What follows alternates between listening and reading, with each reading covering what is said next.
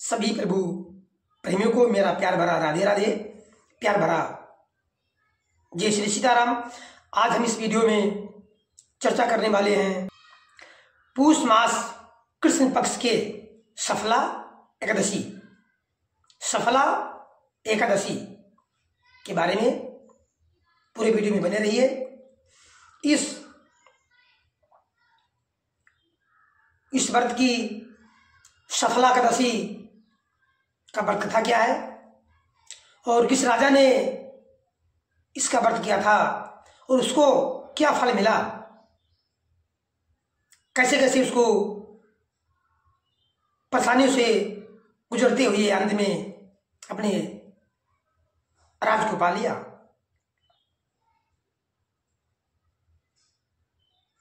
जैसा कि नाम से स्पष्ट है, सफला एकादशी। ये एकादशी सफलता दिलाने वाली है, यानी इस एकादशी का व्रत करने से आपको हर कार्य क्षेत्र में सफलता दिला सकती है। तो आइए, जिस प्रकार महाराज युधिष्ठिर से भगवान माधव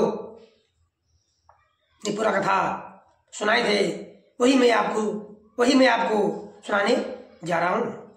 महाराज युधिष्ठिर ने पूछा, हे माधव, हे जनार्दन, हे केशव, पौष कृष्ण पक्ष एकादशी का क्या नाम है?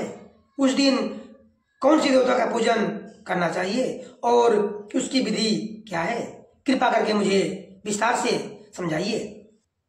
भक्त वत्सल भगवान श्री कृष्ण कहने लगे कि हे महाराज युधिष्ठिर, मैं तुम्हारे स्नेह के कारण तुमसे कहता हूं कि एकादशी व्रत के अतिरिक्त मैं अधिक से अधिक दक्षिणा पाने वाले यज्ञ से भी प्रसन्न नहीं होता हूं। अतः इसे अत्यंत भक्ति और श्रद्धा से युक्त होकर करें। हे राजन, द्वादशी युक्त पौष कृष्ण एकादशी का महात्म्य तुम एकाग्रचित होकर सुनो। इस एकादशी का नाम है सफला एकादशी। सफला एकादशी, इस एकादशी के देवता श्री नारायण हैं। विधि पूर्वक इस व्रत को करना चाहिए। जिस प्रकार नागों में शेषनाग, पक्षियों में गरुड़, सब ग्रहों में चंद्रमा, यज्ञों में अश्वमेध और देवताओं में भगवान विष्णु श्रेष्ठ हैं, उसी तरह सब व्रतों में एकादशी का व्रत सबसे ऊंचा है, श्रेष्ठ है। जो मनुष्य सदैव एकादशी का व्रत करते हैं वह मुझे परम प्रिय हैं।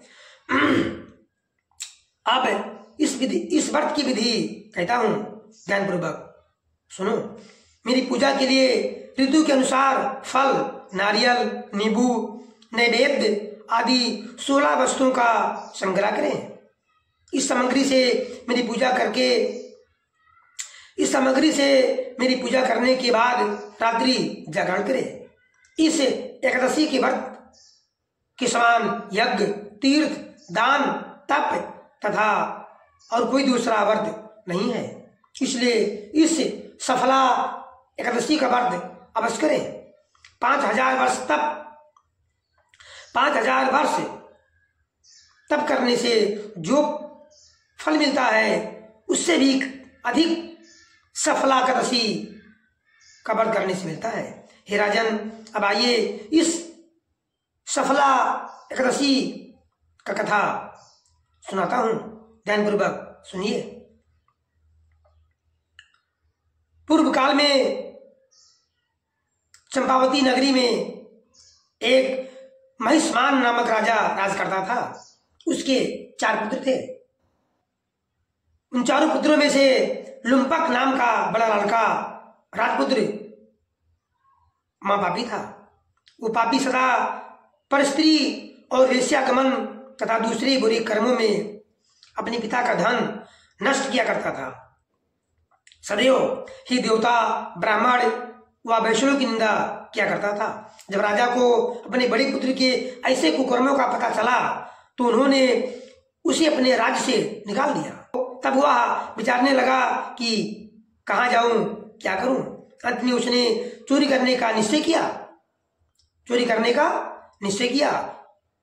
दिन में वो वन में रहता और रात्रि को अपने पिता की नगरी में चोरी करता तथा प्रजा को तंग करने और उन्हें मारने का कुकर्म करता।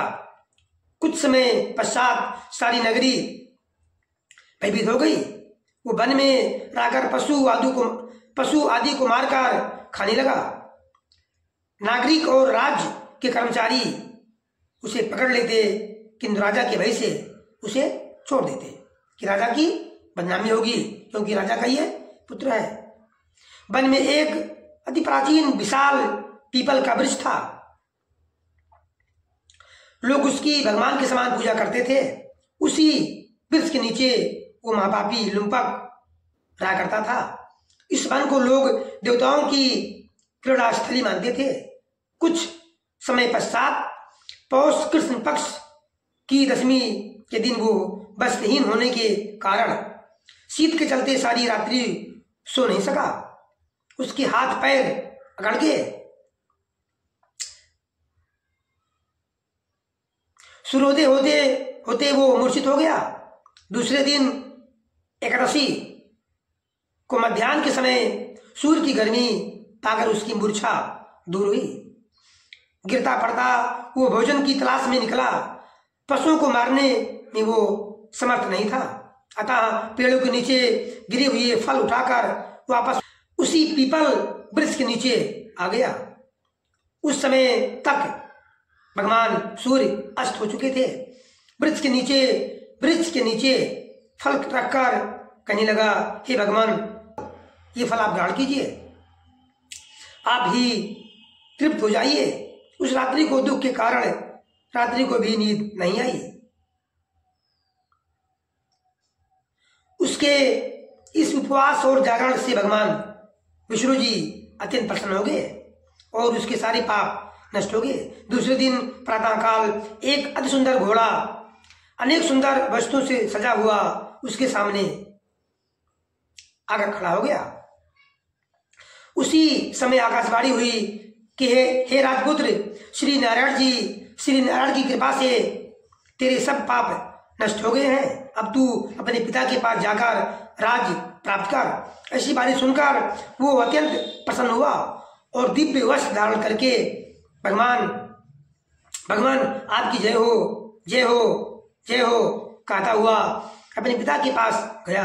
उसके पिता ने प्रसन्न होकर उसे समस्त राज्य का भार सौंप दिया, यानी उस नगरी का, उस राज्य का राजा बना दिया और स्वयं वन को चले गए।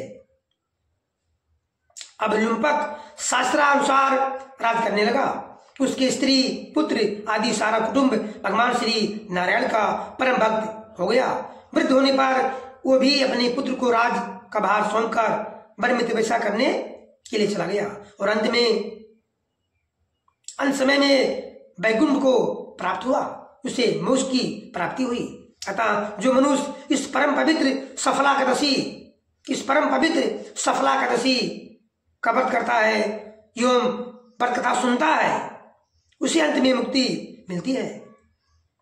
जो नहीं करते वह पूंछ और सींगों से रहित पशुओं के समान है। अतः आप सभी को, हम सबको सफला एकादशी का व्रत अवश्य करना चाहिए। वैसे एक साल में 24 एकादशी पड़ती है, अर्थात हमें सभी एकादशी का व्रत अवश्य करना चाहिए। हम सबको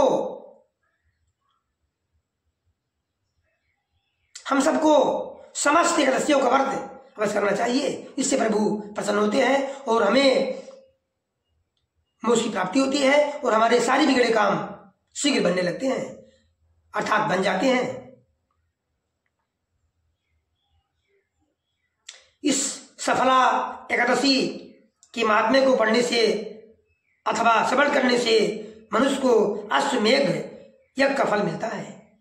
इसलिए आप सभी से करबद्ध निवेदन है कि आप सभी लोग सफला एकादशी का व्रत अवश्य रखें, व्रत कथा अवश्य सुने। एक बार